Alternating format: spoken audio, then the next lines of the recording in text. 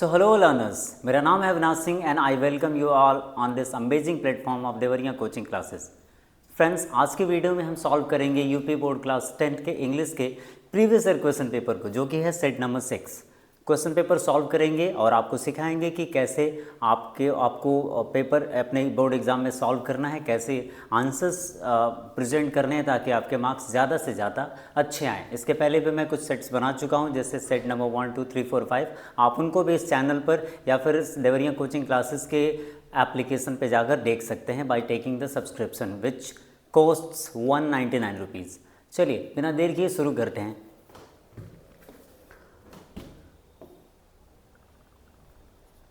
ये कुछ इंस्ट्रक्शन है। आपको पता है कि आपको 15 मिनट एक्स्ट्रा दिए जाते हैं, 3 आवर्स 15 मिनट्स आपको दिए जाते हैं।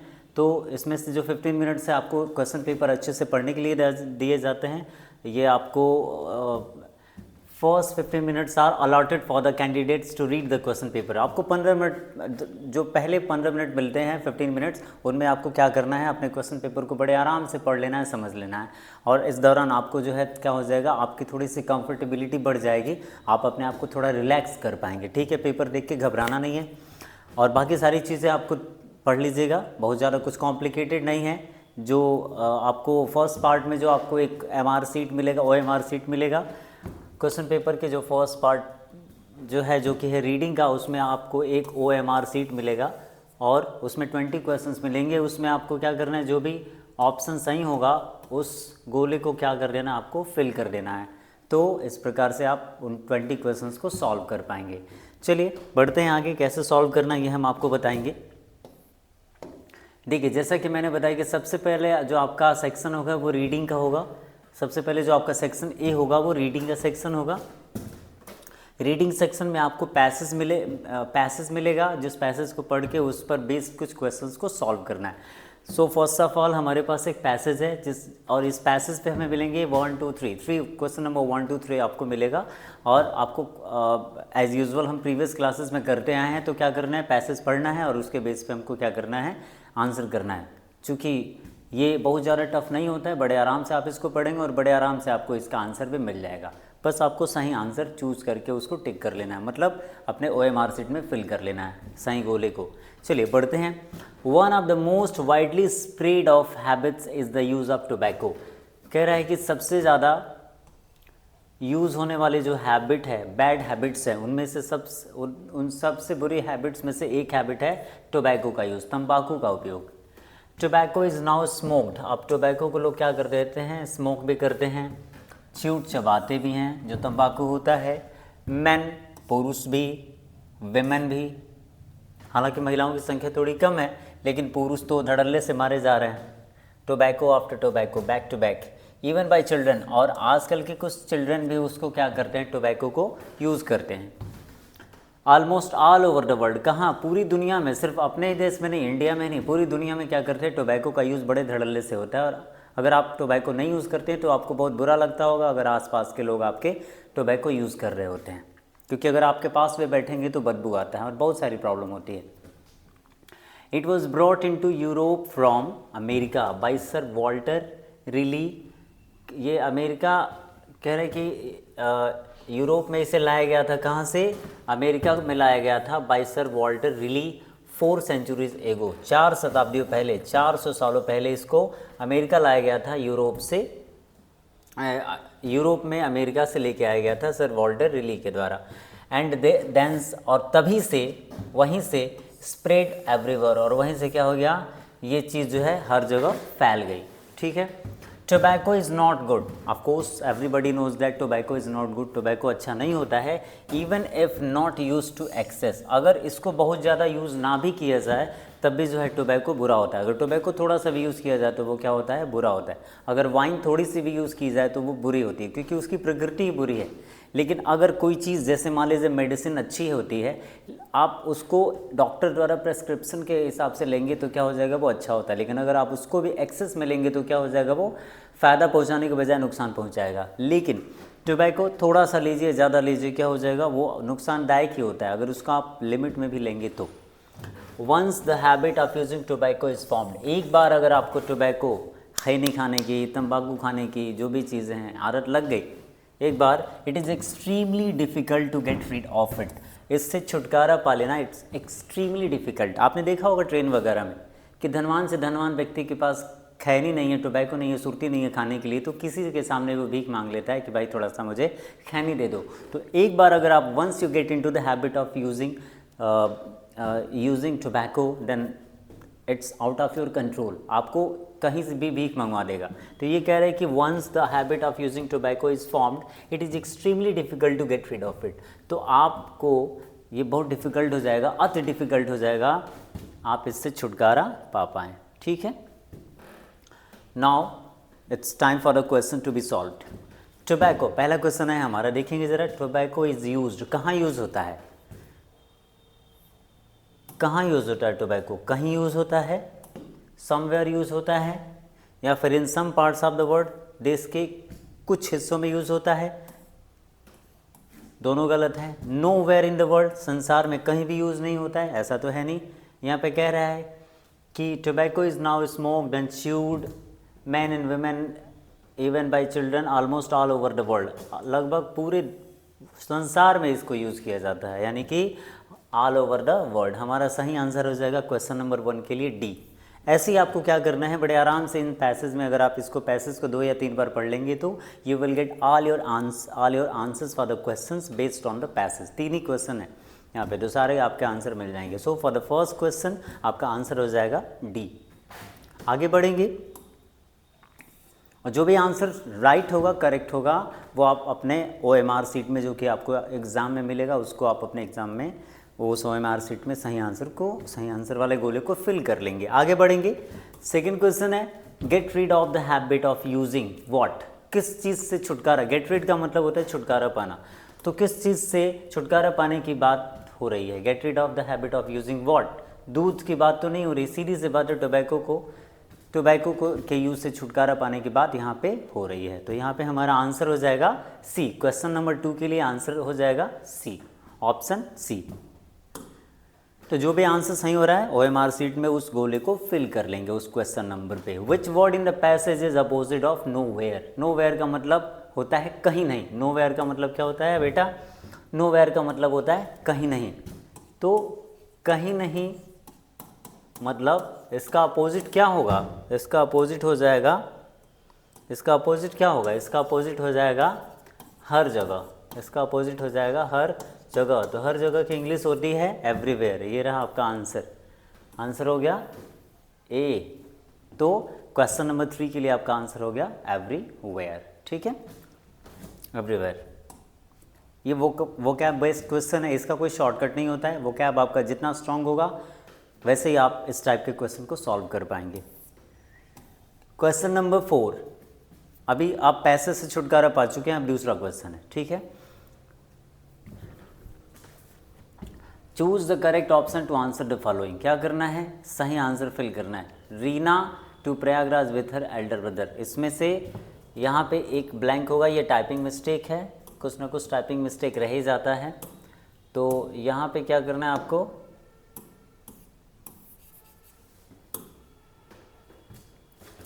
ये टाइपिंग मिस्टेक है यहाँ पे आपको क्या करना है? यहाँ पे एक बार ये ब्लैंक हो जाएगा, यहाँ पे आपका एक ब्लैंक है। Reena came to Prayagraj with her uncle elder brother, ये सही है। Reena has come Prayagraj with her elder brother, welcome all are correct. Grammar, specially translation, specially tense की बात कर रहा हूँ मैं। अगर आपने अच्छे से पढ़ा है तो आप इसका आंसर अपने आप ढूंढ पाएंगे। इसका आंसर हो जाएगा रीना केम। रीना अपने अंकल के साथ प्रयागराज आई है, आएगी। तीनों में से कौन सा सही है? तो तीनों ही सही लग रहा है, इसलिए हमारा आंसर हो जाएगा ऑल आर करेक्ट। ये फ्यूचर में, ये प्रेजेंट परफेक्ट में और ये पास्ट में सही है। So all the 3 answers are correct. तो यहाँ पे आपका डी क्या हो जाएगा? डी करेक्ट ऑप्शन हो जाएगा। ठीक है, आगे बढ़ेंगे। क्वेश्चन नंबर 4 के लिए क्या सही है आपका? 1 नंबर के लिए क्वेश्चन है ये, और डी सही है। He was waiting for his, he was waiting, यहाँ पे सही एडवर्ब का यूज़ करना। He was waiting for his friend हो जाएगा। यहाँ पे ये टाइपिंग मिस्टेक है। He was waiting for his friend, he was waiting for his friend, FRIEND।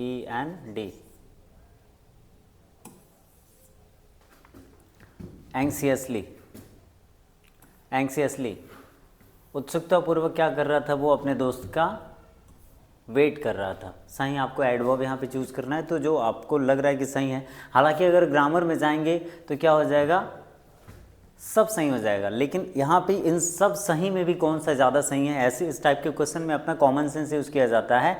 आपको क्या सही लग रहा है, जो सब इस सेंटेंस के नेचर के हिसाब से सबसे ज़्यादा, ये तो वैसे तो ये सब सही है ग्रामेटिकली, लेकिन इन सब में सबसे ज़्यादा सही कौन सा है, तो वो हो जाएगा एंग्सियसली। उत्सुकतापूर्वक वो अपने मित्र का क्या कर रहा था, चिंतापूर्वक, बेचैनीपूर्वक वो अपने मित्र का इंतजार कर रहा था।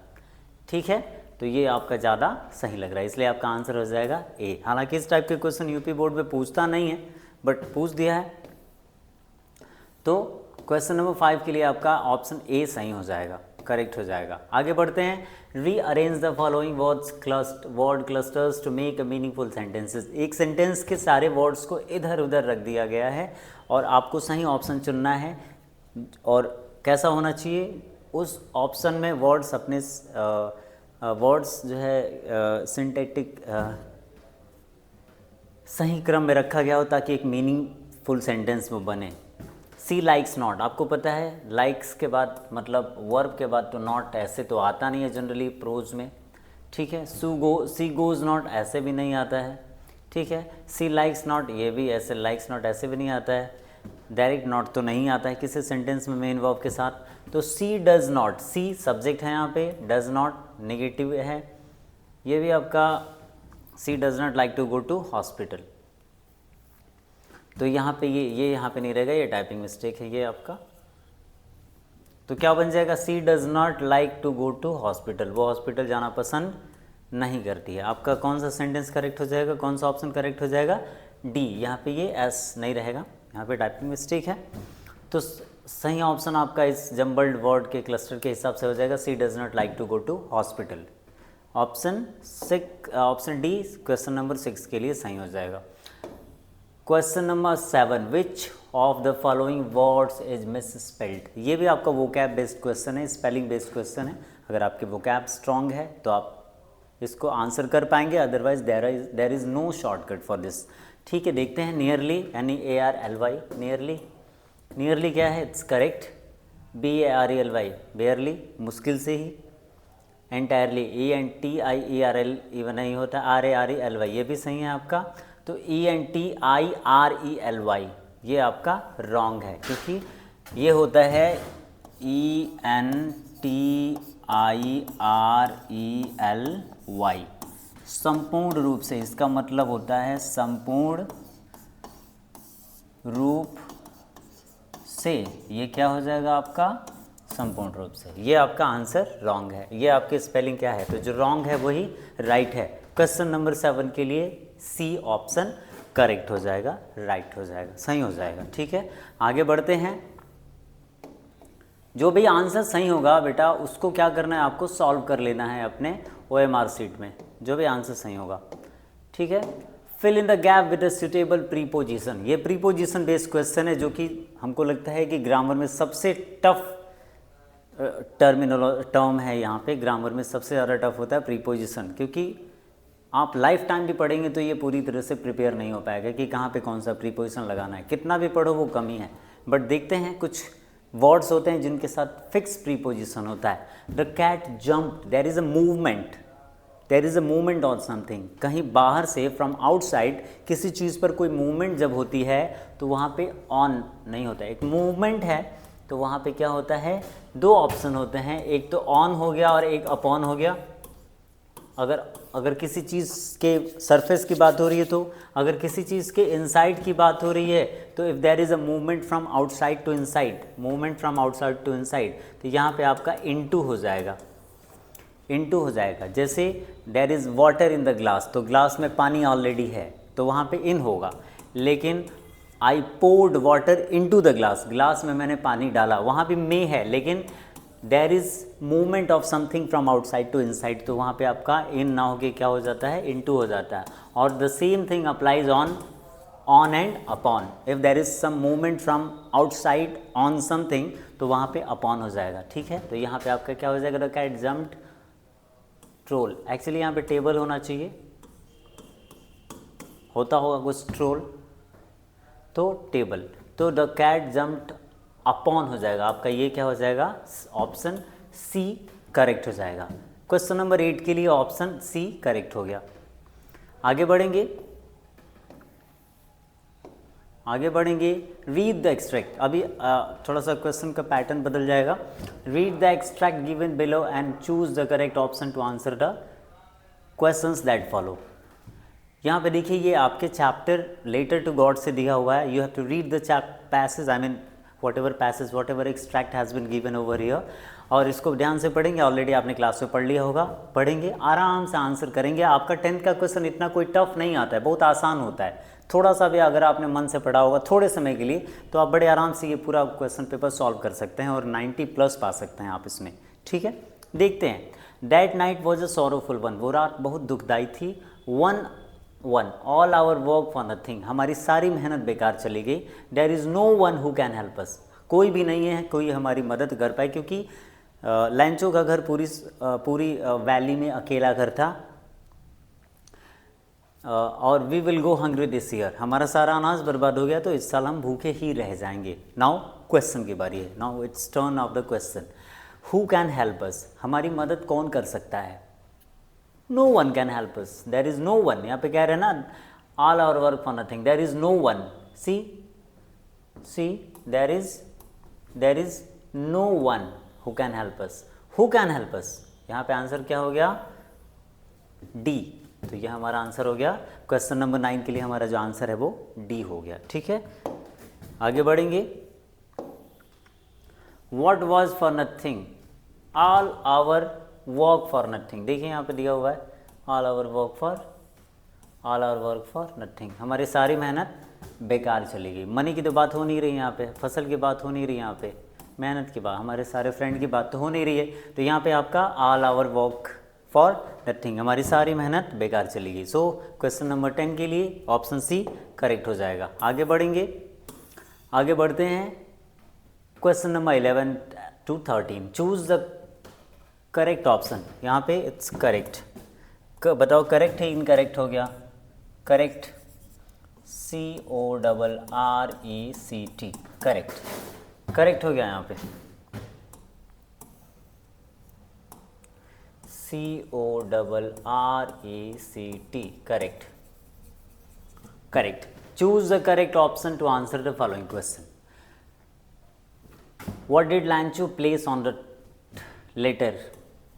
लैंचो ने लेटर पे क्या प्लेस किया? जाहिर सी बात है, 10 रुपये का नोट तो रखा नहीं उसमें, सिक्के तो रखा नहीं, बिल्कुल अब्जर्ड आंसर है, ऑप्शन है। पीसोस तो उसमें रखा नहीं, वो क्यों रखेगा? वो तो he was looking for peso, he was seeking pesos.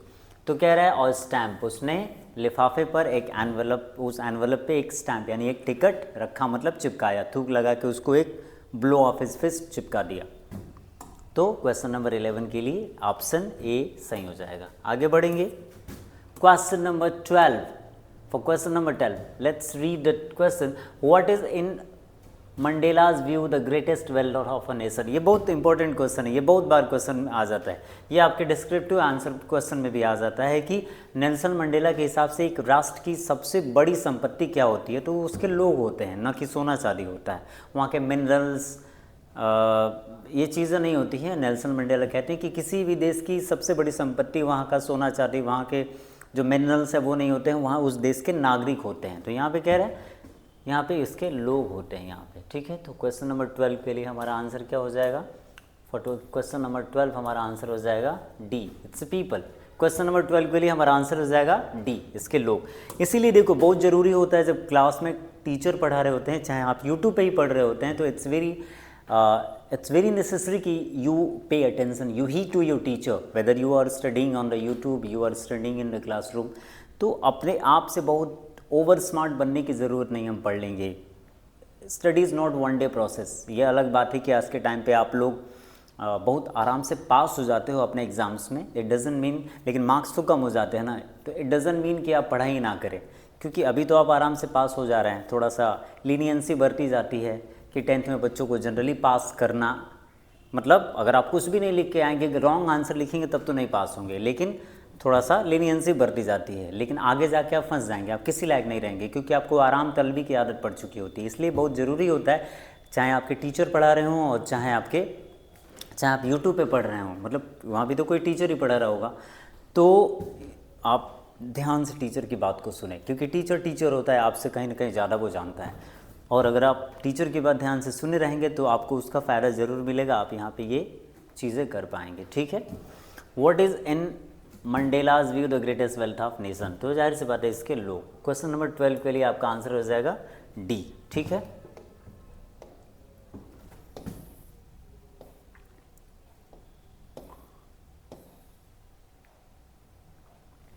What name did Anne give to her diary? Diary ने अपने एनी ने अपने डायरी को क्या नाम दिया था? एन फ्रैंक ने अपने डायरी को क्या नाम दिया था? क्या उसने नाम दिया था ट्रिकी? ट्रिकी तो कुत्ते का नाम था। पिटी? पिटी भी नाम नहीं था। विटी? विटी भी नाम नहीं था। क्या नाम था? किटी। क्वेश्चन नंबर 13 के लिए आपका आंसर हो जाएगा option A kitty.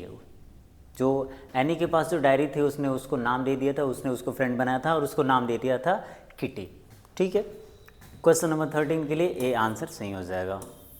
Let's move question number 14 and 15। ये आपका एक पोएम का एक्सट्रैक्ट है। Read the given extract and choose the correct option to answer the following questions. आपको ये आपका पोएम का एक एक्सट्रैक्ट है, इसको पढ़ना है और इसको आंसर करना है। Now this time it's not prose passage, it's a poetry passage. तो अब देखेंगे यहाँ पे, if when you are walking around your yard, अगर आप अपने घर के आसपास घूम रहे हो जंगल की तरफ, you meet a creature there, और आपको एक प्राणी मिलता है, who hugs you very very hard, जो आपको बहुत ज़ोर से हग करता है। Be sure it is bear, एकदम विश्वास कर लेना वो एक भालू है। If you have any doubt, अगर इसके बाद भी अगर आपको डाउट है कि ये जो हग कर रहा है मुझे जानवर, कि ये भालू है या फिर कोई और है, तो I guess she will give you just one more caress. Caress का मतलब होता है प्यार से छूना, बट यहाँ पे उल्टी मीनिंग लग रही है। वो जब भी आपको एक भालू मिलेगा तो वो आपको इतनी ज़ोर से क्रश करेगा, मतलब हग करने वाले स्टाइल में, कि आप उसमें स्क्वीज़ होकर मर जाएं, फिर वो आपको खा जाएगा। तो कैरेस का मतलब होता है प्यार से छूना। मतलब यहाँ पे है कि वो आपको, यहाँ इसका एक आयरोनिकल वर्ड है। यहाँ पे आयरोनिकल वर्ड का मतलब होता है जो वर्ड की मीनिंग होती है ठीक उससे उसका उल्टा मीनिंग लिया जाता है। ठीक है। तो ये हो गया आपका कैरेस। प्यार से छुएगा मतलब बहुत हार्शली आपको छुएगा, बहुत हार्शली वो आपको स्क्वीज़ करेगा, जैसे लग रहा है आपको वो गले लगा रहा है। ठीक है, हग कर रहा है। तो हो गया यहाँ पे। तो आपको क्या करेगा, एक बार और वो प्यार से छुएगा, मतलब एक बार और वो जोर से हग करेगा। What sort of creature do you meet while walking around your yard, तो कौन होगा वो?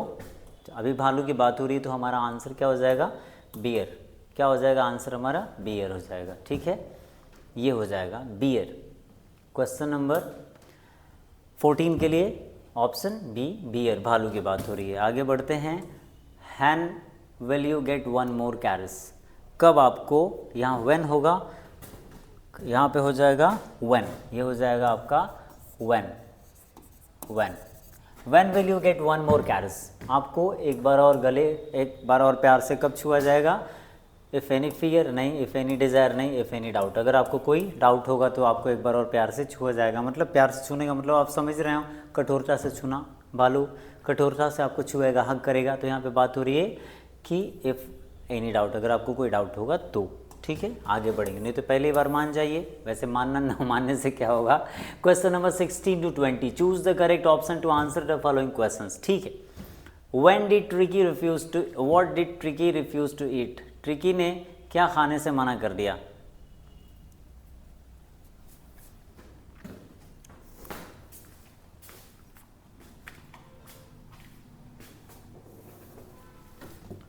ट्रिकी ने कौन सी चीज़ खाने से मना कर दी? फ्रेंड्स, ये बात हो रही है उस समय जब ट्रिकी बीमार पड़ गया था। बिल्कुल, it was a serious medical condition, it was very serious medical condition.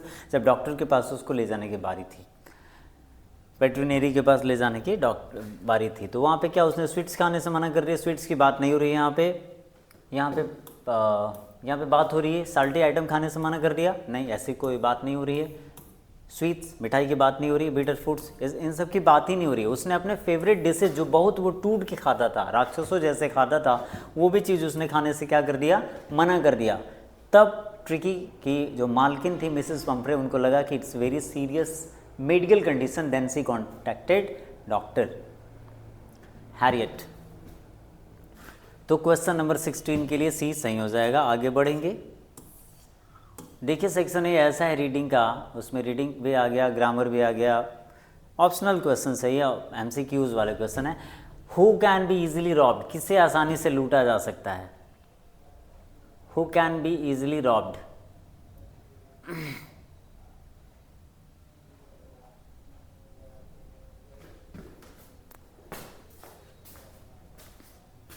Who can be easily robbed?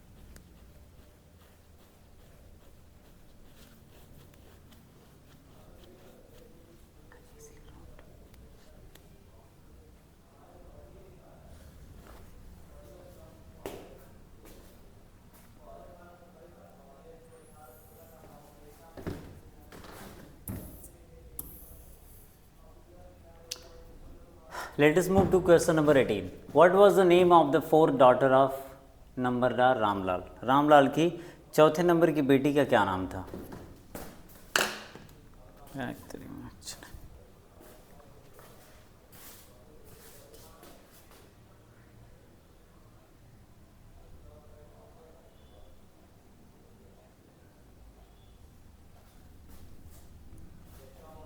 What was the name of the fourth daughter of Nambardar Ramlal in the chapter Bholi, class 10th English?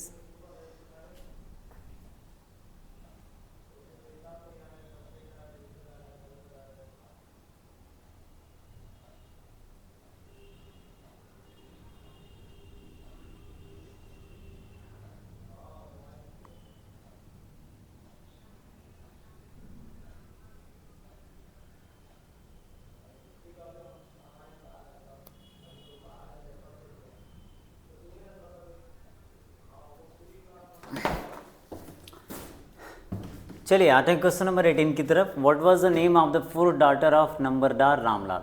Ramlal की चौथी बेटी का नाम क्या था? ठीक है, क्या भोली सुलेखा था, क्या शीला था, क्या मंगला था, क्या राधा था? तो हमारा सही आंसर हो जाएगा भोली या सुलेखा, उसकी चौथी बेटी का नाम था, जिसको क्या थी, जिसके साथ कुछ बात थी। What type of man was Griffin? Griffin कैसा व्यक्ति था? क्या वो एक लॉ अबाइडिंग पर्सन था? Law abiding person are those who respect law, जो लॉ के अगेंस्ट कोई काम नहीं करते हैं।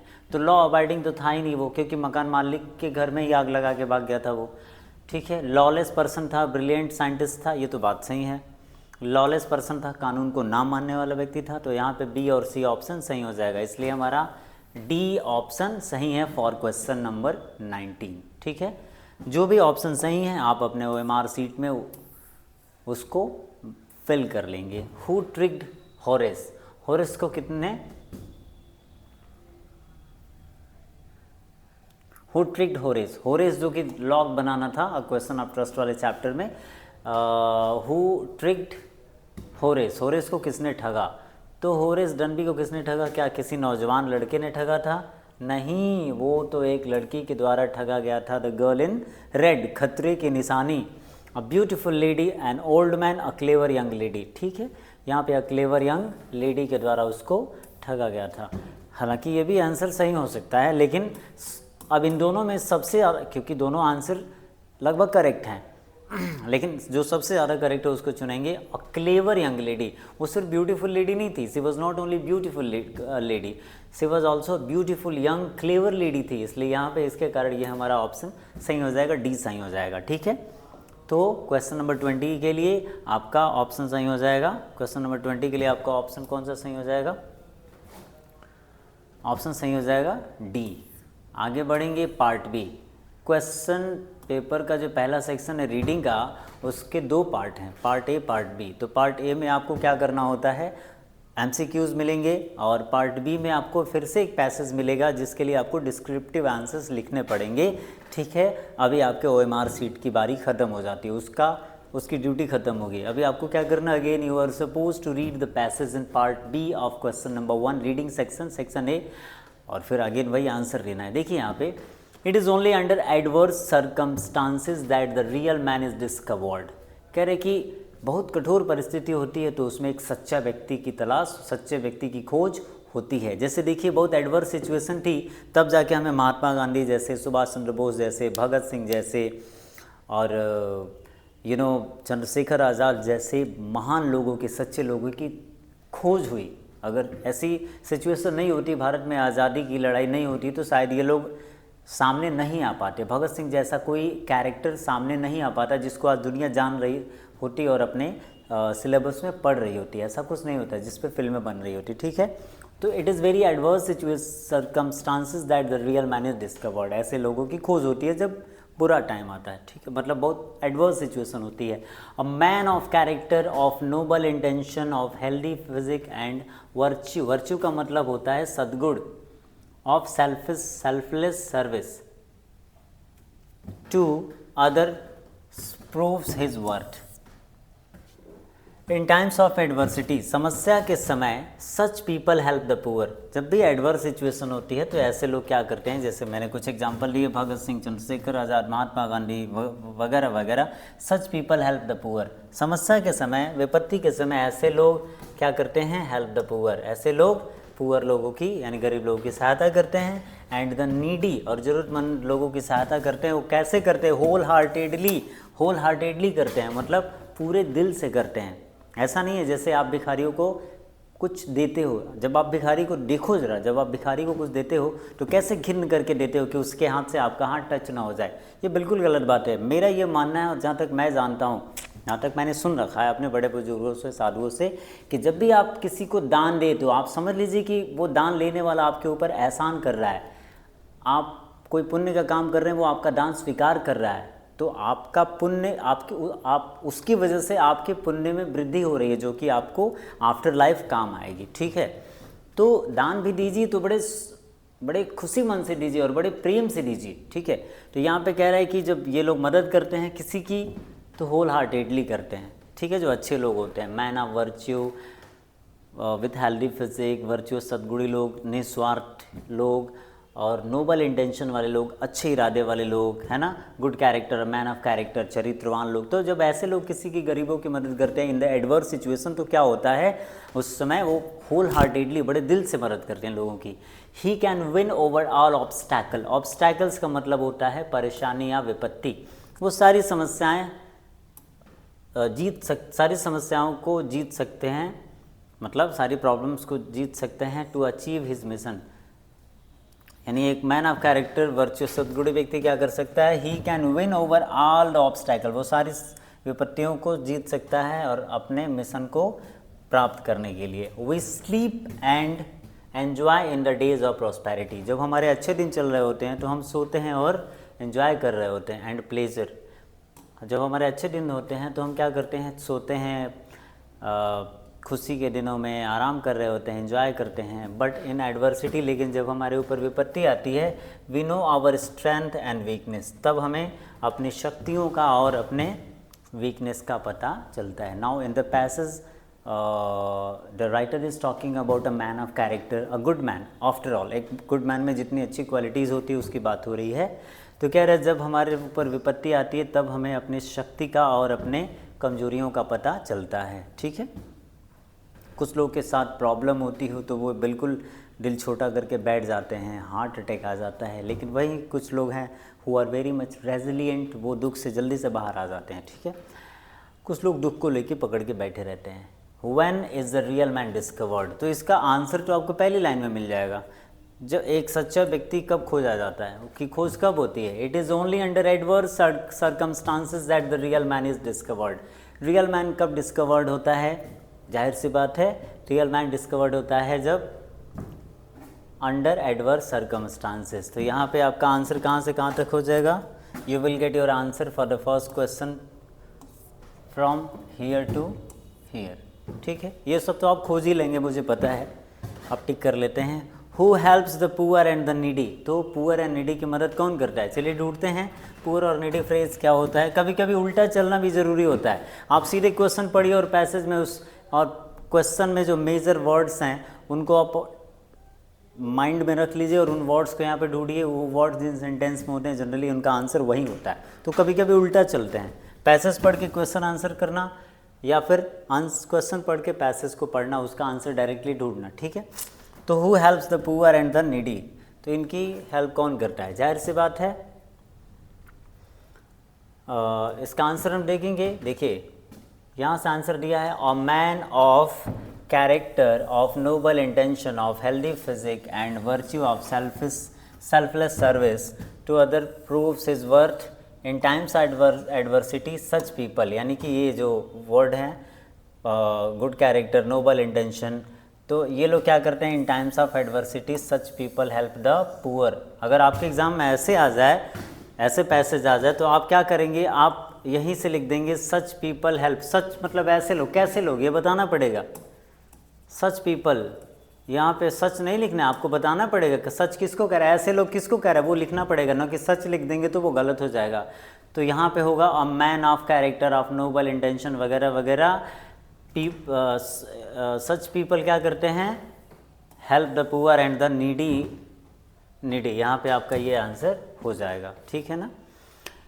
तीसरा क्वेश्चन होगा, तीसरा क्वेश्चन देखेंगे। What is the third question see, what do we do in our prosperous days. हम अपने प्रॉस्पेरस डेज में क्या करते हैं? अभी आपने पढ़ा है कि इन आवर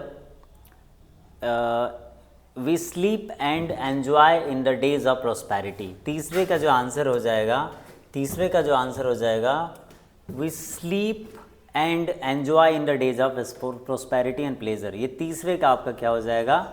आंसर हो जाएगा we sleep and enjoy in the days of prosperity and pleasure. ठीक है, तो यहाँ पे क्वेश्चन भी क्या था? क्वेश्चन था what do we do in our prosperous days. हम अपने उन्नति के दिनों में क्या कर रहे होते हैं? सो रहे होते हैं, एंजॉय कर रहे होते हैं। ठीक है, प्लेजर ले रहे होते हैं। ठीक है, क्वेश्चन है विच word in the passage is opposite of strength. Strength का मतलब होता है शक्ति। स्ट्रेंथ मीन्स होता है शक्ति। स्ट्रेंथ का मतलब होता है शक्ति। तो शक्ति का उल्टा हो जाएगा कमजोरी। तो कमजोरी का देखिए यहाँ पे आपको मिल जाएगा। कमजोरी का जो अपोजिट क्या हो जाएगा? कमजोरी का अपोजिट हो जाएगा ये वीकनेस। देख रहे हैं, यू कैन सी, कमजोरी का ये हो जाएगा, कमजोरी का ये हो जाएगा। ठीक है, आगे बढ़ते हैं। What do we do in our prosperous days, ये तो हो चुका है, ये हो चुका है। आगे बढ़ेंगे। देखिए अभी आगे बारी राइट। अभी देखिए, अभी सेक्शन सी की बात हो रही है, अभी सेक्शन बी में हम थे। अभी राइट सेक्शन डी की बात हो रही है। यहाँ पे we are talking about section B. Section B की बात हो रही है। Write a letter to your mother informing her how you celebrated your birthday in your hostel. तो देखिए लेटर तो सब लोग लिखते हैं। ये जब भी अपने फ्रेंड्स को या रिलेटिव्स को पत्र लिखा जाता है, that is called informal letter. ठीक है, तो इनफॉर्मल लेटर का एक फॉर्मेट होता है। देखिए सबसे पहले डेट आप दे देंगे। यहाँ पे फॉर्मेट पे आपका अलग नंबर मिलता है। जब भी फॉर्मेट लेटर लिखना हो तो फॉर्मेट बड़े ध्यान से लिखना होता है, क्योंकि फॉर्मेट देख के पता चल जाता है बच्चे ने बॉडी में लिखा क्या होगा, मेन इश्यू में लिखा क्या होगा। फॉर्मेट अच्छा है, first impression is the last impression. तो फॉर्मेट आप सीख लीजिए। फॉर्मल लेटर में आपको क्या करना है? एक्चुअली आपको पहले अपना एड्रेस लिखना होता है। यहाँ पे अपना एड्रेस लिखना होता है, सेंडर को अपना एड्रेस लिखना होता है, फिर डेट होता है यहाँ पे। ठीक है, आप डेट ऊपर भी लिख सकते हो, कोई बात नहीं, चल सकता है। उसके बाद से आप अपना एड्रेस लिखोगे, यानी कि सबसे पहले अपना एड्रेस होगा नंबर 1 पे, फिर उसके बाद से ये नंबर 2 पे एड्रेस ये होगा। लेकिन उल्टा भी आप लिख सकते हैं, कोई प्रॉब्लम नहीं है। और फिर आ जाएगा आपका ये दोनों चीज़ें हो गई। उसके अपना एड्रेस लिखने के बाद फिर आप आ जाएंगे डियर मैम, ये डॉट वगैरह कुछ नहीं है, ये सब फालतू की चीज़ें हैं। डियर मॉम, जिसको लिख रहे हैं उनको आप नमस्ते तो करेंगे ना, तो dear mom I hope you are doing well. जो भी अपनी बात लिखनी है आप बड़े आराम से लिख देंगे। और जो वर्ड लिमिट अगर दिया होता है, जैसे मान लीजिए वर्ड लिमिट दिया है 80 to 100 वर्ड्स, तो जब रेंज दे दिया है तो आप ओवर स्मार्ट नहीं बनेंगे, उससे ज़्यादा या उससे कम नहीं लिखेंगे। या फिर आपको बहुत अच्छे से लेटर लिखना आता है तो इट डजंट मीन कि आप जो है वर्ड लिमिट को, वर्ड रेंज को क्रॉस कर जाएं, आप 200 वर्ड में लिख दें। आपको जितना वर्ड बोला जा रहा है उतने वर्ड में ही आपको लिखना है, ये भी आपको, और ज़्यादा कट पिट नहीं करना है। कट पिट करेंगे ना मार्क्स कट जाएंगे, ठीक है। और याद रखिए जो मार्क्स आपको मिल गए पूरी लाइफ टाइम मरते दम तक वही मार्क्स आपके साथ रहेंगे इनफैक्ट। तो ये आपको सबसे पहले क्या करना है, सबसे पहले अपना सैंडर्स का एड्रेस लिखना है कोई भी बना के, उसके बाद से डेट लिखना है। आप उल्टा भी कर सकते हैं, जनरली उल्टा ना करें, पहले एड्रेस लिखें उसके बाद से फिर डेट लिखें। फिर डियर मॉम नमस्ते करना है। फिर जो भी आपके लेटर का मैटर है, लेटर का मैटर क्या था कि write a letter to your mother, माँ को एक पत्र लिखना है, informing her how you celebrated your birthday in your hostel. कि अभी इससे पता चलता है कि जो आप अपने हॉस्टल में रहते हैं और अपनी मम्मी को बता रहे हैं कि आपके हॉस्टल में आपका बर्थडे कैसे मनाया गया था। तो ये फॉर्मेट सही लिखने के बाद ये बॉडी में अपनी बात लिख देंगे, जितने अच्छे से आप लिख सकते हैं। आप अपनी बात, सब लोगों के अपनी बात बोलने का तरीका अलग अलग होता है, लेकिन आप 2 4 10 लेटर्स जब ऑब्जर्व करेंगे, पढ़ेंगे, तो आपको पता चल जाएगा कि लेटर में किस प्रकार से अपनी बात लिखी जाती है, सेंटेंसेस को फ्रेम कैसे किया जाता है, कौन से सेंटेंसेस होते हैं जो लिखना ज़रूरी होता है। तो अपने लेटर लिख देंगे, उसके बाद से नीचे सी यू सून, मतलब ऐसा कुछ लिखते हैं कि जल्द ही मिलते हैं। Yours lovingly, yours lovingly, yours lovingly. अगर आप अपने से बड़े को लिख रहे हैं तो आप लिख सकते हैं योर्स लविंगली और नीचे अपना नाम लिख सकते हैं। नाम का मतलब XYZ लिख दीजिए, ठीक है। नाम भी लिखना ज़रूरी नहीं होता, मतलब नाम की जगह XYZ लिख सकते हैं। तो इस प्रकार से हम देख सकते हैं कि हमारा लेटर कैसे लिखा जाएगा। आप एक लेटर लिखिए क्वेश्चन नंबर 2 में, या फिर एक एप्लीकेशन लिख दीजिए। देखिए और करके दिया, वो दोनों में से कोई एक लिखना है। और इसके लिए जो आपका मार्क्स होगा, ठीक है, इक्वल मार्क है। देख लीजिए यहाँ पे कह रहा है कि write an application to the principal of your college to provide better games and sports facility. देखो ये जब भी आप अपने फ्रेंड्स और रिलेटिव को छोड़ के अन्य किसी को पत्र लिखते हैं, किसी ऑफिसर को लिखते हैं, अपने प्रिंसिपल को, CM को, PM को, DM को, जिसको भी लिखते हैं, SP को, DSP को, जिसको भी आप लिखते हैं, तो क्या होता है, उसका एक अलग फॉर्मेट होता है। सबसे पहले आपको क्या करना है,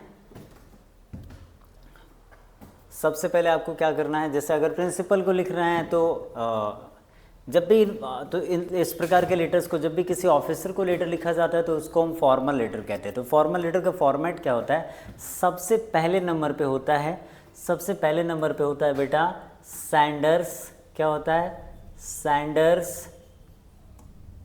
सैंडर्स एड्रेस, क्या होता है, सैंडर्स एड्रेस होता है, ठीक है, सैंडर्स एड्रेस, उसका यहाँ पे होना चाहिए था सैंडर्स एड्रेस। लेकिन एक चीज़ और भी है, अगर आप अपने प्रिंसिपल को लिख रहे हैं लेटर, तो यहाँ अपना एड्रेस लिखने की ज़रूरत नहीं होती, बिकॉज प्रिंसिपल तो आपका एड्रेस जनरली जानता ही है, ठीक है, कि आप कहाँ मिलेंगे। जनरली उसका आपका सारा रिकॉर्ड, आपका एड्रेस उसके पास होता है पहले से, इसलिए यहाँ पे प्रिंसिपल वाला जब भी लेटर लिखने को आए एप्लीकेशन, तो वहाँ पे अपना एड्रेस नहीं डालना है, एड्रेस के बाद आता है। अब अगर आप डिस्ट्रिक्ट मजिस्ट्रेट को लिख रहे होते, CM को, PM को, SP DSP किसी को लिख रहे होते, तो सबसे पहले आपका यहाँ डिटेल में पूरा एड्रेस आता, उसके बाद एक लाइन छोड़ के, मतलब थोड़ा स्पेस छोड़ के डेट आता, ठीक है।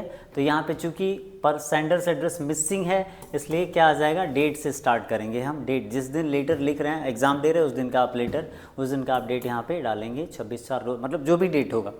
उसके बाद से क्या करना है, जब आपने ये एड्रेस छोड़ दिया, मतलब डेट लिख दिया, उसके बाद से जिसको लिख रहे हैं, किसको लिख रहे हैं, किसको लेटर संबोधित कर रहे हैं आप, तो आप लिखेंगे द प्रिंसिपल। पहले होता था टू द प्रिंसिपल, लेकिन आज मॉडर्न इंग्लिश में आज के टाइम पे ये टू वाला ज़माना क्या हो गया, इट्स ओल्ड स्कूल।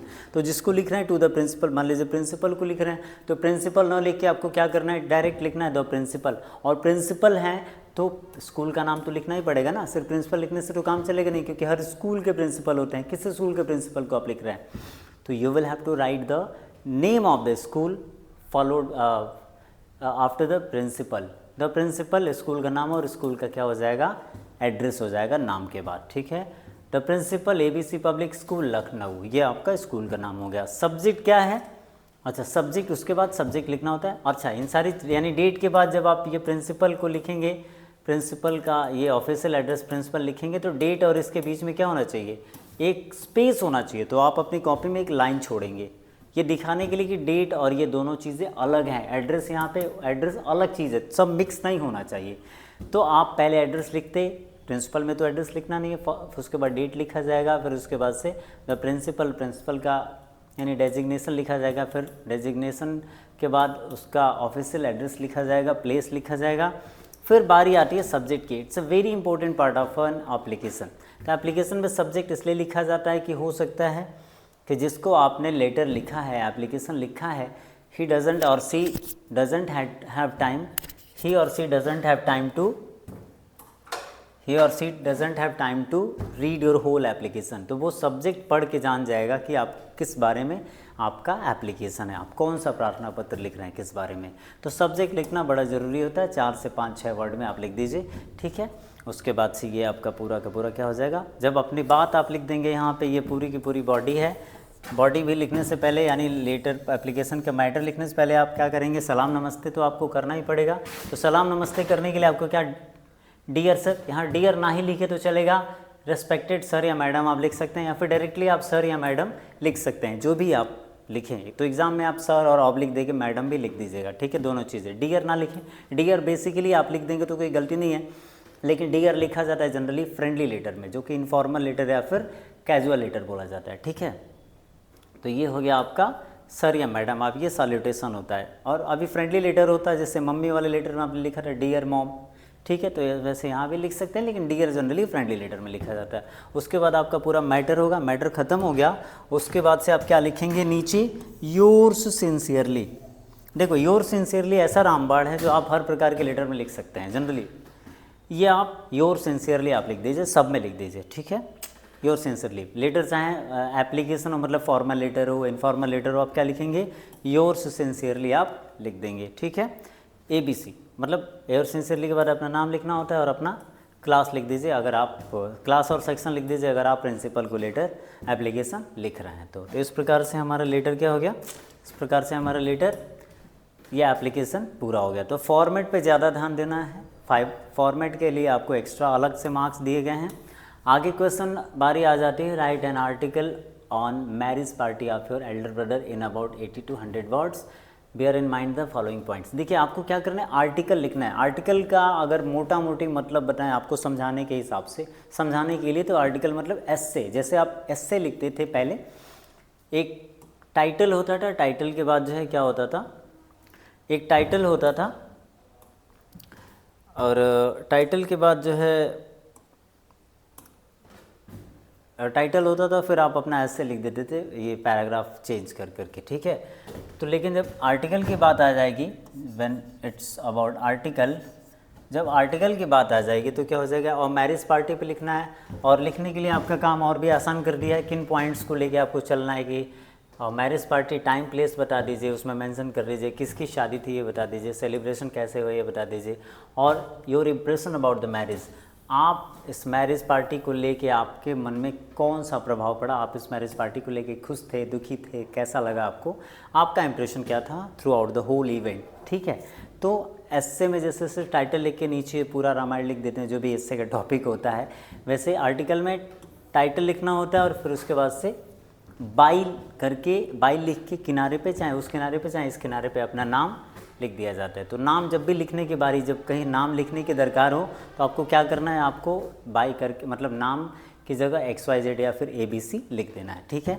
और ये रहा आपका आर्टिकल पूरा का पूरा, ठीक है, ये पूरा का पूरा आपका क्या हो गया बेटा, आर्टिकल हो गया। ऐसे ही आपको लिख देना है।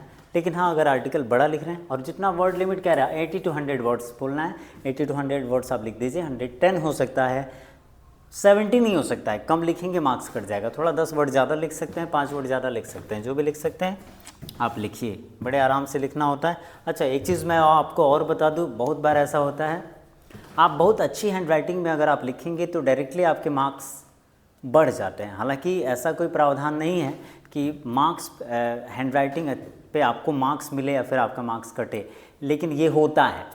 बहुत अच्छी हैंड राइटिंग है तो एग्जामिनर आपको अच्छे मार्क्स दे सकता है, ये स्ट्रॉन्ग चांसेस होते हैं, ऐसा होता ही है, ठीक है। तो ज़्यादा कटपिट तो करना नहीं एग्ज़ाम में, और उसके बाद से जो भी लिखना है एकदम साफ़ सुथरा, बड़े आराम से अच्छी हैंड राइटिंग में लिखनी है, कोशिश करनी है कि अच्छी हैंड राइटिंग में हम लिखें, साफ़ सुथरा लिखें, ठीक है। ये आपका आर्टिकल रहा। इसके बाद से हम आगे बढ़ेंगे। Let us move. Question number 3 में आप आर्टिकल लिख दीजिए या फिर एक रिपोर्ट राइटिंग लिख दीजिए, दोनों में से कोई लिख दीजिए। रिपोर्ट राइटिंग का मतलब होता है किसी भी घटना के बारे में किसी और को बताना। तो जब एग्जाम में ये रिपोर्ट राइटिंग आएगी तो आपको क्या करना है, एक फॉर्मेट के अंदर लिखना होगा। सेम फॉर्मेट है जैसे आर्टिकल का फॉर्मेट था। रिपोर्ट राइटिंग जैसे न्यूज़पेपर में आप न्यूज़ पढ़ते हो तो उसका एक टाइटल होता है ना, तो देखिए वही टाइटल आपका एक यहाँ पे टाइटल है। तो रिपोर्ट राइटिंग क्वेश्चन क्या है देख लेते हैं पहले, या तो रिपोर्ट लिखिए या तो आर्टिकल लिखिए।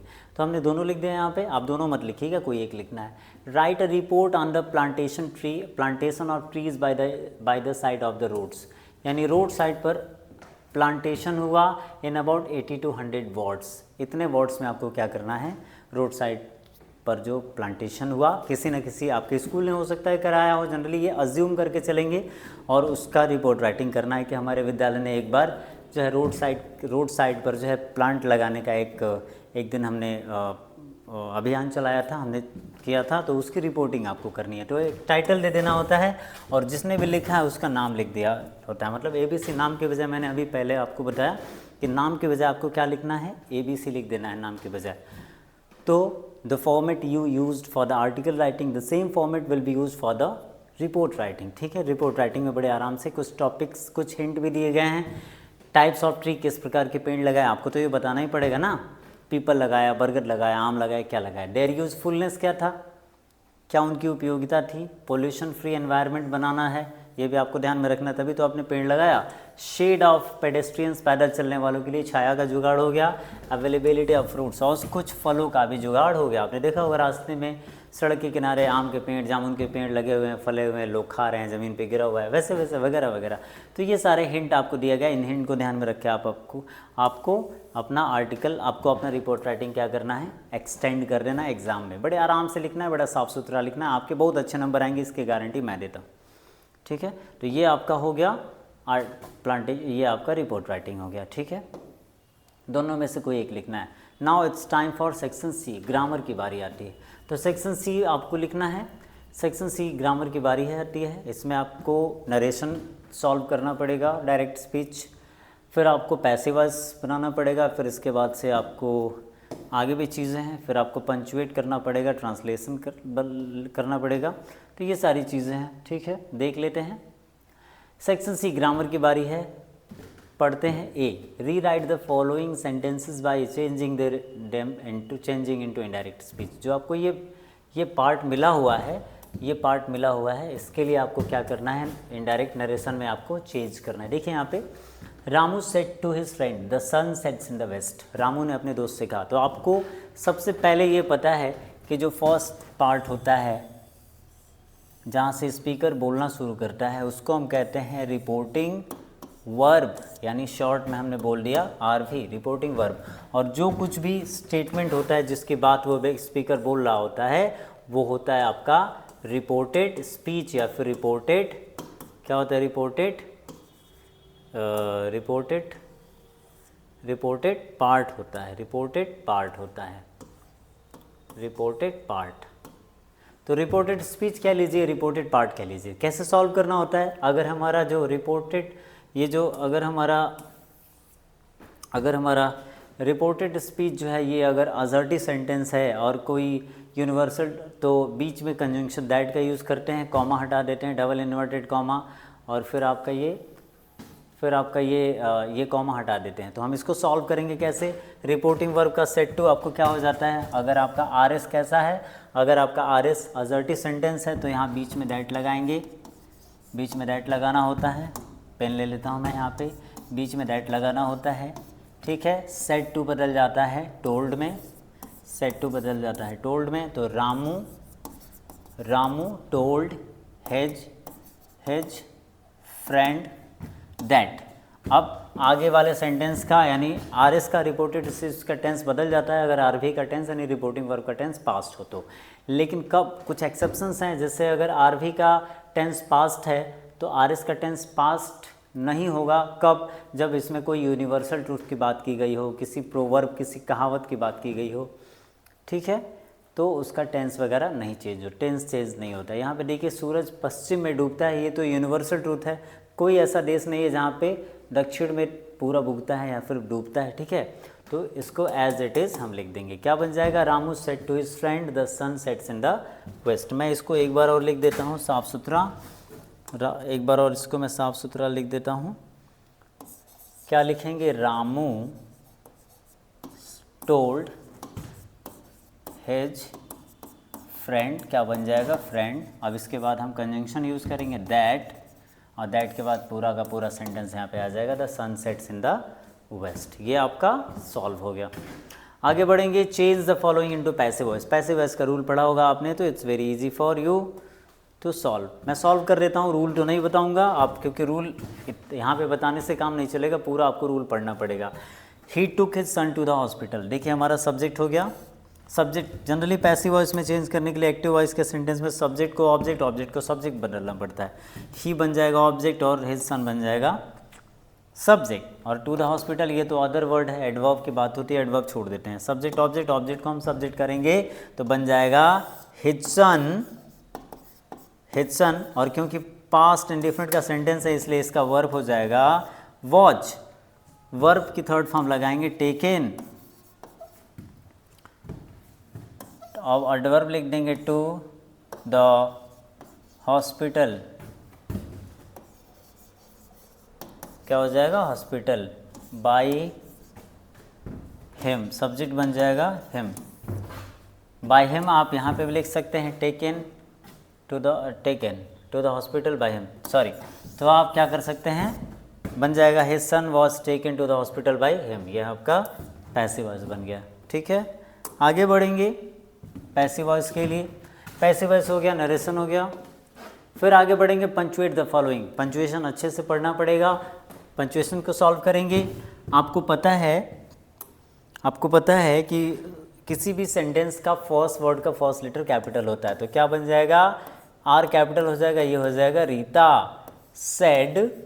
ये नरेशन का, डायरेक्ट नरेशन का एक सेंटेंस दिया है बिना पंचुएशन के, जनरली यही सब आपको आएगा। रीता सेड टू, और यहाँ पे फिर से आर कैपिटल हो जाएगा क्योंकि प्रॉपर नाउन कैपिटल होता है। Reena, Rita said to Reena, R यहाँ भी कैपिटल हो गया, रीना, कॉमा, कॉमा के बाद ये जो स्टेटमेंट है, ये जो आपका बोला हुआ जो अटर्ड वर्ड है, स्पोकन वर्ड है, ये इंटरोगेटिव है, ठीक है, इंटरोगेटिव है क्योंकि ये शुरू हो रहा है, किसी एक्सिलरी से शुरू हो रहा है, तो क्या हो जाएगा, इन्वर्टेड कॉमा में इसको रखेंगे तो विल इन्वर्टेड कॉमा के अंदर नया सेंटेंस हो जाता है, इसलिए उसका पहला लेटर कैपिटल होगा, पहले वर्ड का पहला लेटर कैपिटल होगा। Will you not be going to see Sheena, Sheena का एस कैपिटल हो जाएगा, SSEENA, और just because the sentence inside the double inverted comma is interrogative in nature, there would be a question mark over here, and the whole sentence, interrogative sentence under the double inverted comma will be put within double inverted comma। तो क्या देखा आपने, sentence का जो punctuate करेंगे तो capitalisation भी करेंगे। सेंटेंस में जो रीता पहला वर्ड का पहला लेटर है उसको हम कैपिटल कर लेंगे, पहले वर्ड का जो पहला लेटर है वो कैपिटल कर लेंगे। उसके बाद से आगे बढ़ेंगे, रिपोर्टिंग वर्ब के बाद कॉमा लगा देंगे, हमने कॉमा लगा दिया, रीना का भी आर कैपिटल हो जाएगा, यहाँ कॉमा हो जाएगा, और ये जो पूरा का पूरा है इसको हम डबल इन्वर्टेड कॉमा में रख देंगे, और ये डब्ल्यू क्योंकि नया सेंटेंस होता है डबल इन्वर्टेड कॉमा के अंदर तो कैपिटल हो जाएगा, और ये क्वेश्चन है तो इसलिए यहाँ पे क्वेश्चन मार्क हो जाएगा। तो क्या बन जाएगा, रीता सेड टू रीना, रीता और रीना का आर कैपिटल हो जाएगा, कॉमा, विल का डब्ल्यू कैपिटल हो जाएगा, will you not be going to see Sheena, Sheena का एस कैपिटल हो जाएगा, और ये पूरा विल से लेके शीना तक यहाँ क्वेश्चन मार्क हो जाएगा और डबल इन्वर्टेड कॉमा में लिख देंगे, ठीक है। ये हो गया हमारा पंचुएशन। अब डी है, डी है ट्रांसलेट द फॉलोइंग। मन और शरीर में घनिष्ठ संबंध है। देखो जब भी एक पैसेज मिलता है तो the passage includes various kinds of sentences. If you have gone through, if you have learn the translation method very seriously, very carefully, तो आप ट्रांसलेशन में अलग अलग जो भी सेंटेंसेस को मिला के एक पैसेज बनाए उनको बड़े आसानी से सॉल्व कर पाएंगे।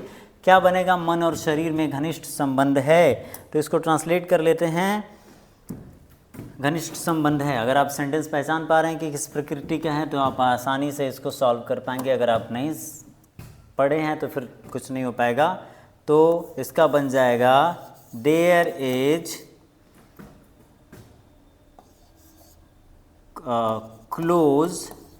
There is close relation between mind and body. ये पहले का है, यहाँ तक है। स्वस्थ शरीर में स्वस्थ मन रहता है। देयर लीव्स साउंड, साउंड मतलब हेल्दी भी होता है, आप हेल्दी भी लिख सकते हैं। Sound mind in sound body, sound body. मतलब ये सेंटेंसेस हम जानते हैं तो हम सॉल्व कर पा रहे हैं। ये पैसेज आपके एग्जाम में नहीं आएगा, कुछ और ही आ जाएगा। तो इसके लिए आपको ट्रांसलेशन अच्छे से पढ़ना पड़ेगा, टेंस वगैरह अच्छे से पढ़ना पड़ेगा। Only then you have the power to translate Hindi to English and English to Hindi. ठीक है, विद्यार्थियों को अपने स्वास्थ्य का ध्यान रखना चाहिए। शुड मस्ट वाला है। द स्टूडेंट्स, क्या हो जाएगा? The students must take care of their health.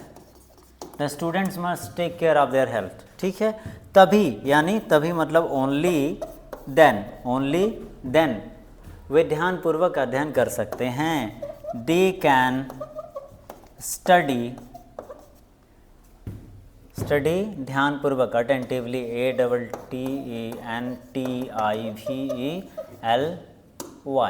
तभी वे ध्यानपूर्वक अध्ययन कर सकते हैं। ये आपका ट्रांसलेशन हो गया। हालांकि मेरी राइटिंग बहुत अच्छी नहीं है बट फिर भी मैं बोले जा रहा था, आपने सुना ही होगा। तो it's very easy piece of Hindi passage to be translated. ठीक है, तो आपको ट्रांसलेशन पे प्रैक्टिस करना पड़ेगा और ये वन डे प्रोसेस नहीं है, इट्स अ लॉन्ग प्रैक्टिस।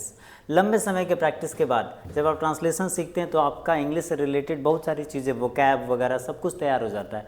कैसे अपनी बात को किसी के सामने रखना है, चाहे लिख के चाहे बोल के, ये सारी चीज़ें तैयार हो जाती हैं। Okay, let's move. Here we come to the end of the grammar section and we have one section D जो कि है लिटरेचर।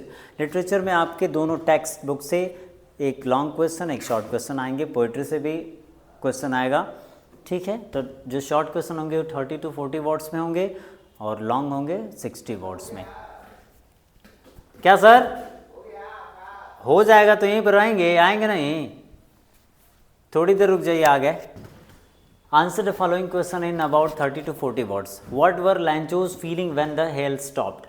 जब बारिश रुक गई तो लैंचो की फीलिंग क्या थी? जब ओलों का तूफान बंद हो गया तो लैंचो की फीलिंग क्या थी? तो आप देख सकते हैं लैंचो की फीलिंग क्या थी। यहाँ तो हमने आंसर लिख दिया, आप इसके स्क्रीनशॉट को ले सकते हैं। लैंचो की फीलिंग क्या थी? जब ओले रुक गए तो लैंचो बहुत ज़्यादा दुखी हुआ क्योंकि उसकी जो फसल थी पूरी तरह से बर्बाद हो गई थी और there was nobody in the whole valley कि उसकी मदद कर पाए। तो ऑफकोर्स वो दुखी था। तो ये सारी चीज़ें यहाँ पे लिखी हुई हैं। ठीक है, कोई उसकी फैमिली को सपोर्ट करने वाला नहीं था। ठीक है, ही फेल्ट होपलेस। होपलेस इसलिए भी था क्योंकि कोई मदद करने वाला नहीं था। तो ये आंसर बहुत खूबसूरत है। आप इसको अगर लिख देंगे तो पक्का पूरा का पूरा मार्क्स मिलेगा। अगर स्पेलिंग वगैरह मिस्टेक नहीं हुआ तो, एक भी वर्ड मिसिंग नहीं हुआ तो आप इसका स्क्रीनशॉट ले सकते हैं। ठीक है, अगर आपको आंसर पता है तो आप आंसर लिख सकते हैं। गलत सही भी लिखेंगे, आंसर पता है तो कुछ तो नंबर मिल जाएगा। लेकिन आप एकदम करेक्ट आंसर लिखने के लिए दो चीज़ है, या तो रट्टा मारो। आज के बच्चे रट्टा मारते नहीं हैं जनरली, लड़के तो और भी रट्टा नहीं मारते हैं, लड़के तो थोड़ा बहुत रट्टा मार भी ले, लड़के नहीं मारते। तो आप उनको आंसर सही अगर आप जानते हैं और सोचो आप आंसर जानते हो और आप लिख भी ना पाओ तो क्या होगा। तो इसलिए आपको ट्रांसलेशन पे कुछ ज़्यादा ही ध्यान देना पड़ेगा, अपने वोकैब पे ज़्यादा ध्यान देना पड़ेगा, वोकैब बिल्डिंग पे। ये आपका आंसर, आप इसका स्क्रीनशॉट ले सकते हैं। आगे बढ़ेंगे। 5 का है answer the following question in 30 to 40 words. A इसका और करके क्वेश्चन दिया हुआ है, मतलब why according to Mandela oppressor must be liberated, यानी ऑपरेजर को लिबरेट क्यों किया जाना चाहिए। ये आपका आंसर है, आप इसका स्क्रीनशॉट ले सकते हैं। It's a very beautifully written answer, आप इसका स्क्रीनशॉट ले सकते हैं कि according to Mandela the oppressor must be liberated because they are also not free. ये कह रहे हैं कि जो अत्याचारी होता है वो भी फ्री नहीं होता है, जिस पर अत्याचार होता है वो तो किसी का गुलाम ही है, वो तो दुखों का गुलाम है, किसी का गुलाम है तभी तो अत्याचार सह रहा है। लेकिन जो अत्याचारी है वो भी क्या होता है, वो भी फ्री नहीं होता है, वो अपने हेट्रेड का गुलाम है तभी तो किसी पे अत्याचार कर रहा है। ये सारी चीज़ें यहाँ पे लिखी हुई हैं, ठीक है, तो आप इसका स्क्रीनशॉट ले सकते हैं। आगे बढ़ेंगे, क्वेश्चन इसी का बी है, दोनों करना है। तो what were NS feeling about having a diary, diary रखने के बारे में एन की फीलिंग क्या थी, एन की फीलिंग क्या थी, देखिए उसका आंसर करते हैं।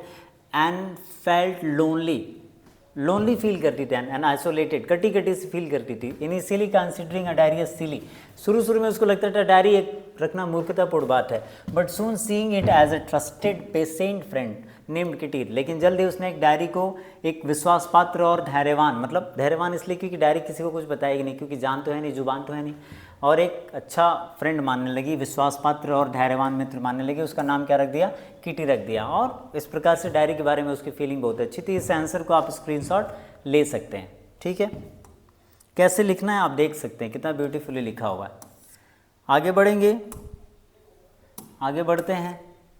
क्वेश्चन अब इसका और करके दिया हुआ है, दोनों में से कोई एक करना है। जब भी और लिखा होता है तो और के ऊपर वाला या तो क्वेश्चन करिए या तो नीचे वाला करिए, कोई एक करना होता है। Why did Valli not like to be called a child, Valli child क्यों नहीं कहा जाना चाहती, उसको वो क्यों नहीं चाहती थी वल्ली। मैडम राइट्स टू बस वाले चैप्टर में कि लोग उसको क्या करें, लोग उसको एक बच्ची बोलें। देखिए कितना सुंदर आंसर है।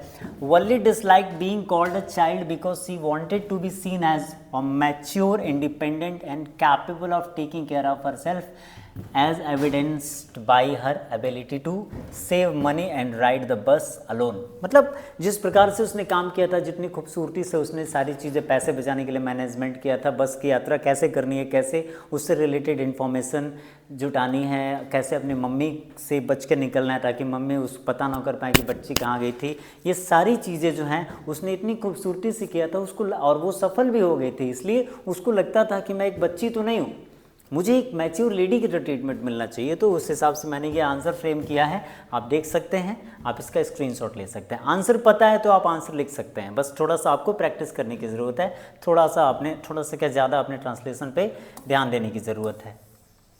आगे बढ़ेंगे, question number 6, answer any one of the following about 60 words. What is the, अब ये लॉन्ग क्वेश्चन है।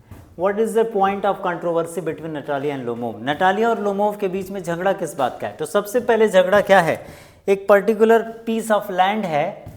The point of controversy between Natalia and Lomov is the ownership of the oxen meadow. Oxen meadow ही जो है point है झगड़े का। पहले तो ये हो गया, और दूसरा झगड़ा उनके कुत्ते की ब्रीड का,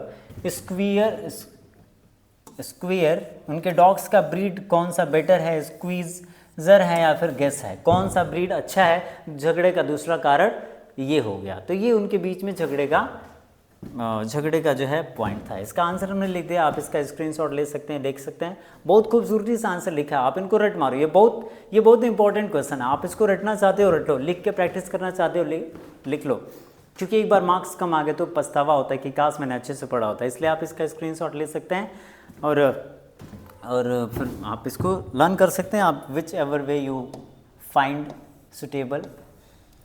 और what was the cause of Kisa Gotami sadness, किस्सा गौतमी के दुख का क्या कारण था। What lesson did she learn in the end, आपको पता है किस्सा गौतमी के दुख का कार्य था कि उसका बच्चा मर गया था, और आखिर में उसने क्या सीखा, आखिर में उसने सीखा कि डेथ क्या होता है, सबके लिए अनिवार्य है, सूनर और लेटर डेथ सबको पास आती है। आप राजा हो, धनवान हो, बहुत पावरफुल हो, आपके पास मौत आनी है। किस्सा गौतमी ने भी लास्ट में यही सीखा। आंसर देख सकते हैं आप, स्क्रीनशॉट ले सकते हैं, समझा नहीं रहा हूँ, स्क्रीनशॉट ले सकते हैं। किस्सा Gautami was consumed by sadness and denial after her only son death, अपने एकमात्र बेटे के मर जाने के बाद वो बहुत ज़्यादा दुखी हो गई। लोगों ने मना कर दिया ऐसी दवा देने से, क्योंकि दवा तो थी नहीं जो उसके बच्चे को जिंदा कर दे।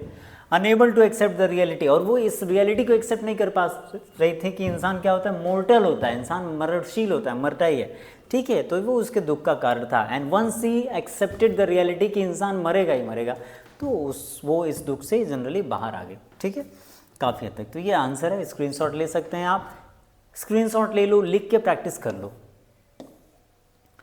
What kind of life does Amanda like to live? अभी आपकी पोइट्री पीस से क्वेश्चन है कि किस प्रकार का जीवन अमेंडा जीना चाहती थी। आपने अमेंडा वाले चैप्टर पढ़े हैं, अमेंडा वाला चैप्टर आपने पढ़ा है कि अमेंडा फ्रीडम चाहती थी। वो नहीं चाहती थी कि उसकी मम्मी उसके पापा उसको बात बात में डांटे, जैसे कि आपको डांटा जाता है। तो उसे फ्रीडम वाला जीवन जीना चाहती थी। Amanda as depicted in the poem, जैसे कि पोएम में लिखा हुआ है, लॉन्ग्स फॉर, लॉन्ग मतलब चाहती थी, longs for life of freedom, freedom वाली लाइफ चाहती थी, पीस शांति वाली लाइफ चाहती थी, बात बात में टोका टोकी किचिर किचिर नहीं चाहती थी।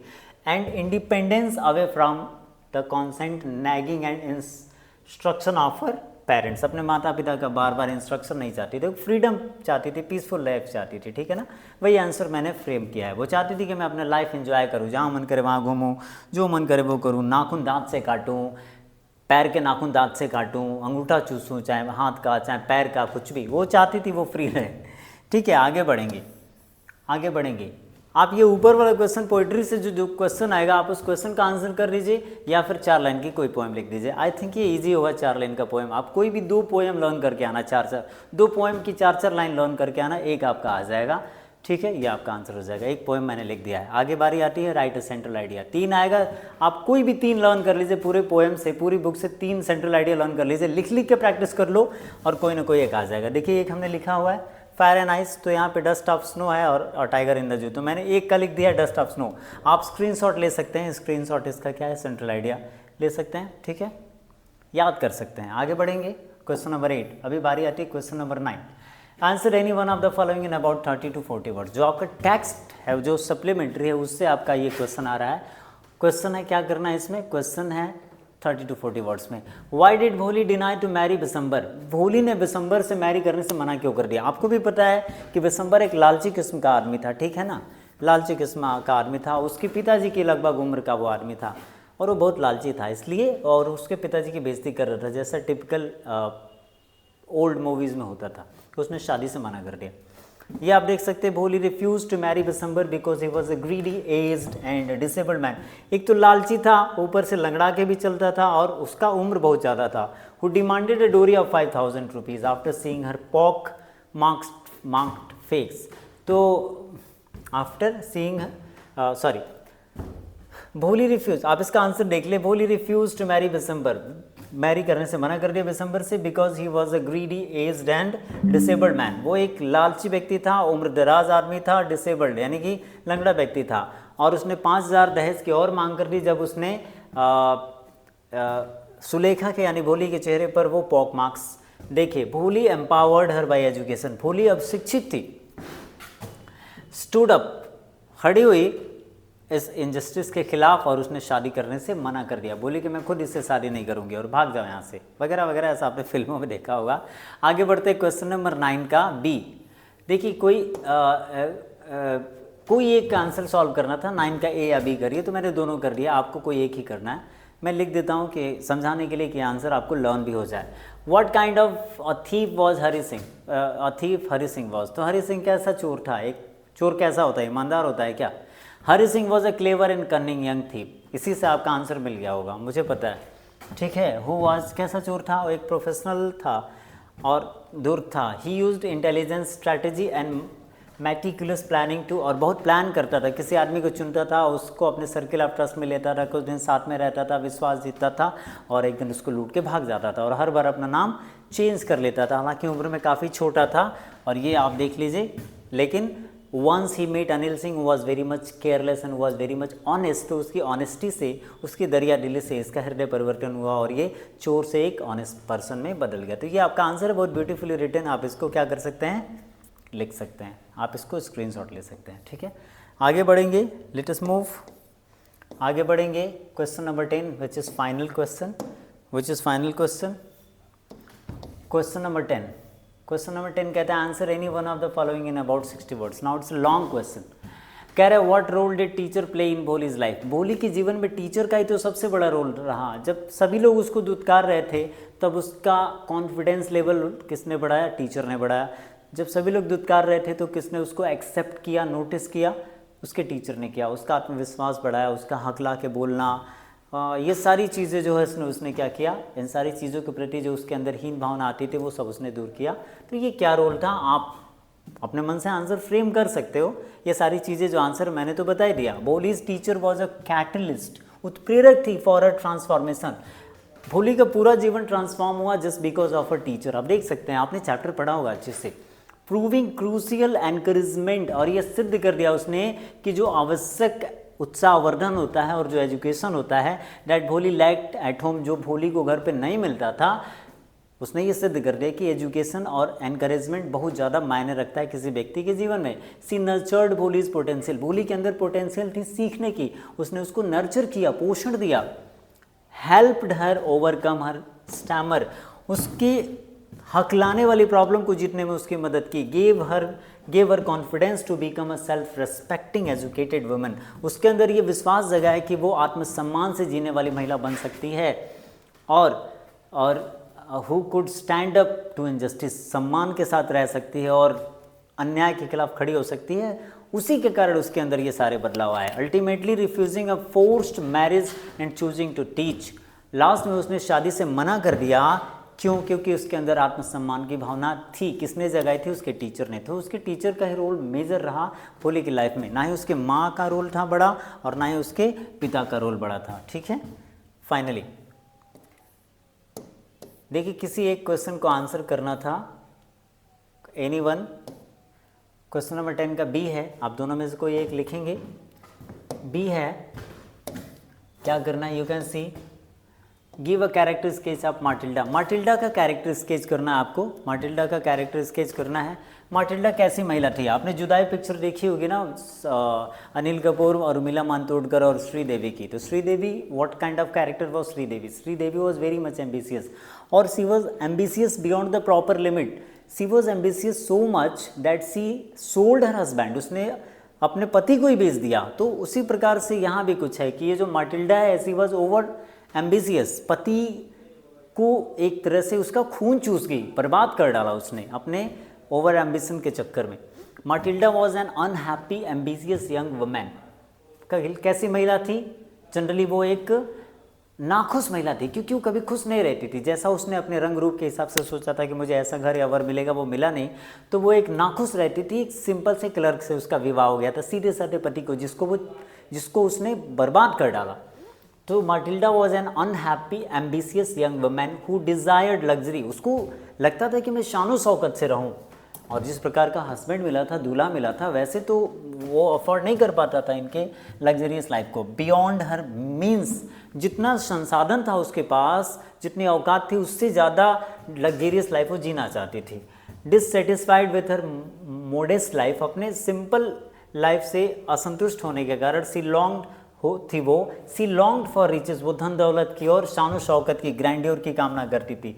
Believing she was born for better, उसको ये विश्वास था कि भगवान ने मुझे इतना सुंदर बनाया है तो हर चीज़ मेरी लाइफ में लग्जेरियस होनी चाहिए।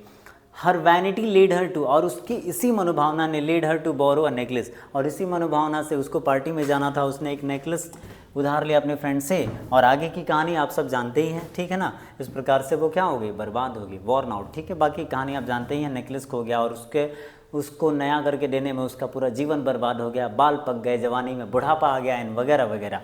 तो यहाँ पे हमारा चैप्टर ख़त्म होता है, और आई होप कि इस वीडियो को देखने से और इसके पहले जो भी वीडियोस मैंने बनाए हैं, जो भी मैंने क्वेश्चन पेपर सॉल्व कराए हैं, आपका कॉन्फिडेंस लेवल ज़रूर बढ़ा होगा अगर आपने इस पूरे वीडियो को देखा होगा। अगर आप देखते देखते पूरा वीडियो इसको अगर 2x पे भी आपने देखा होगा तो आपको काफ़ी ज़्यादा मदद मिलेगी, क्योंकि आपने टाइम दिया है। इसलिए आई से थैंक्स फॉर वॉचिंग। इस वीडियो में इतना ही। इसी तरह मैं आपको आपके लेसन्स देता रहूँगा, सो दैट आपके बेटरमेंट के लिए मैं काम कर पाऊँ। Finally thank you.